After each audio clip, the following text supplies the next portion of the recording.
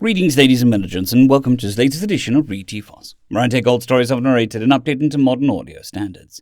This particular story is called Hole in the Rules, written by OperationTechnician. Harrison opened his eyes. White, light, music.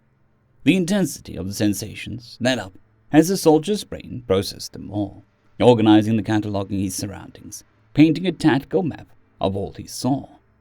White light. Beautiful music, a wall behind him, a narrow path before him. Angel.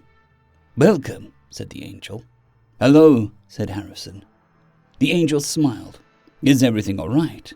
"Yes," nodded Harrison. "I think so. I'm dead, right?" "Indeed," nodded the angel. "You are in limbo.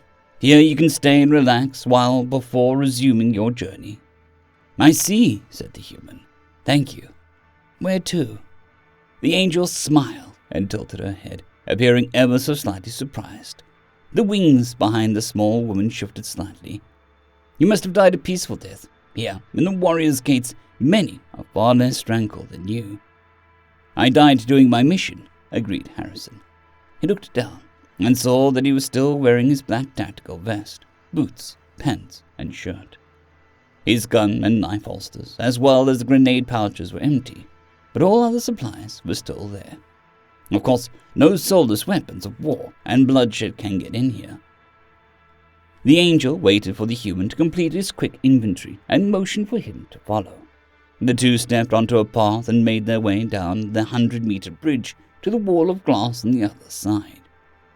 Harrison saw a human in ballistic armor fall to their knees, 10 bridges left and 3 down, sobbing, saying something in a foreign language. An angel gracefully approached the man, hugging the crying soul, calming him. On another bridge, some distance away, Harrison saw, "Yes, aliens are real," nodded the angel. "You'll meet many of them during your stay." "I see," said Harrison. "This changes little. You only see humans in armor. Why?" "This is the warrior's gates. Fighters and soldiers like yourself are directed here." "That is very good," he decided.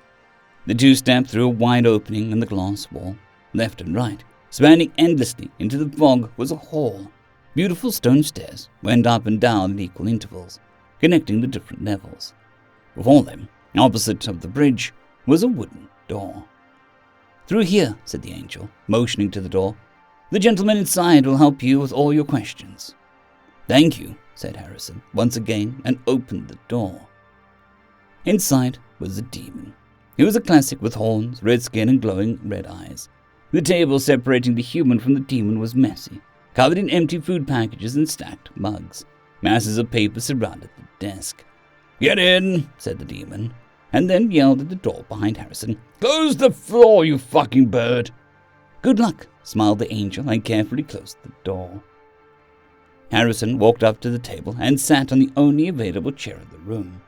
It was uncomfortable and painful to sit on.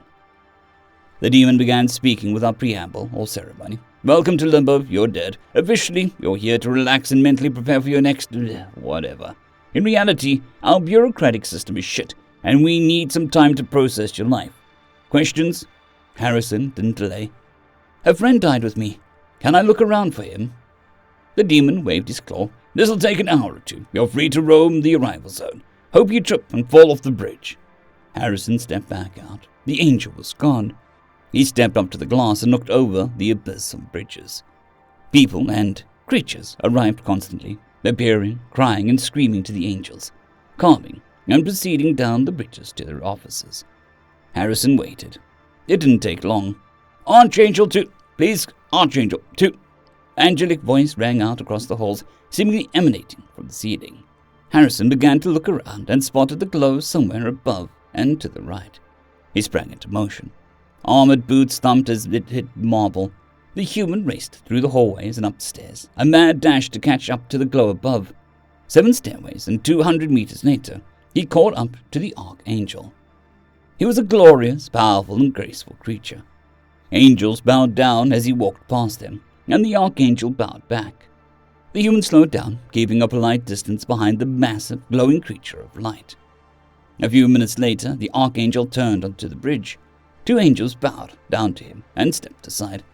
"I'm sorry, sir, we don't know what to—" "It's all right." The Archangel's voice was deep and calm. "We'll work through this. What seems to be the problem?"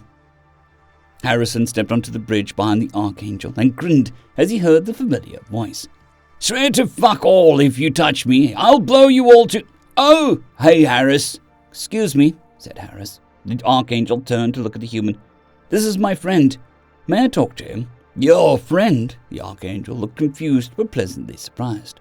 "Of course." He stepped into the room and let the human through. Harrison walked into the grey room, past the Archangel and two angels, and squatted down next to his partner. "Hey, Boom." "How you doing, man?" replied the gun, laying on the floor. The gun was a marvel of modern technology, a deadly weapon that accelerated needles to amazing speeds using a series of coils. It was equipped with a miniature fusion reactor and its own truly sentient AI. Harris didn't know if objects could have souls, and neither did his superiors, but they did know that a true AI definitely had one. "Can't believe this worked," said Boom. "Me neither." Harrison reached down and picked up his weapon. The grip filled the soldier with comfort. "Excuse me," said the Archangel, "but could you explain the situation to me, kind human?" "Of course," nodded Harrison. His finger flipped off the safety. The cannon shifted in his hands. A ringing filled the room. A rune-engraved, cursed-baptized container of holy antimatter, accelerated by the gun's vast power, crossed the room. A terrible fireball blew out the Archangel's back. Two massive wings hit the floor, separated from the torso by the explosion. Chunks of burnt angel hit the wall. Two more slugs left the sentient weapon, incinerating the lesser angels before they could react. "I guess the no-weapon rule doesn't apply if the weapon is sentient," Boom laughed. "It's a very narrow hole in the rules, but we don't need more than that. Whoever came up with this plan is a lunatic, though a genius." Harrison quickly reached into his vest, hooking a cable into Boom's stock. "Connection established. Interdimensional crystal stable. Redirecting power now," said Boom. Harrison inhaled. "HQ, this is Skybreaker 1. Phase 1 is a success. I repeat, Phase 1 is a success. Initiate Phase 2 now." "We read you, Breaker 1. Phase 2 is a go. Hold the LZ." End of story. Story number 2. Human Technicians, written by Catfish21SM. Humans have the absolute weirdest ways of resolving technical issues I have ever seen. "Tell me about it. My microcomputer malfunctioned the other day, and they just replaced it with a new one. Didn't even try to fix it. Just looked at it, said it's dead, and gave me a new one. Threw it in the trash. You think that's weird? Wait until you hear what happened to me. Now I'm curious. What was it?" I was crewing a Galax Corp transport as a contractor a few months ago, and the MTL unit malfunctioned. Oh man, that must have been tough. That's the most complex tech in the galaxy. I bet even the humans had trouble fixing it. Yeah, they did actually. They spent about 3 days tearing it apart and rebuilding it. Funny thing is, it still didn't work even after all that. Did they have to get a new unit? No, the humans finally resorted to their last resort method to fix the issue. Oh no. When the humans call something the last resort, it's never pretty. It was not. It was probably the most horrifying thing I've ever seen in my life. Do I even want to know? Do you? I won't be able to get it out of my head now, so go ahead and tell me. Well, 2 humans pulled out a communications device and traveled to each part of the device. One unit took the part in the front of the ship. The other took the part in the back of the ship. Then they had our pilot start up a device. Obviously, it didn't work. After performing a countdown to get the timing nearly perfect, both humans simultaneously lifted one of their feet and, as hard as they could, kicked both parts of the device. The device shook at the power of their kicks, and the entire crew stared blankly at them. Then, the device started making some whirring noises, and everyone except the humans went into panic mode. We assumed the device was going to suffer a catastrophic meltdown. It just turned on and started working, though. It was as if nothing ever went wrong in the first place. Then, the weirdest thing happened, and both humans pat the device and said, "Good boy," like it was some kind of pet or other living creature. Are you seriously saying that the humans literally beat one of the most sophisticated machines in existence into submission? Yeah. It gets even weirder.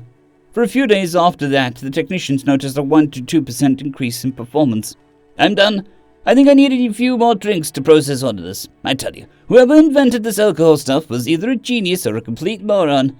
Just enough poison to calm your nerves, but not enough to kill you. Yeah, seriously.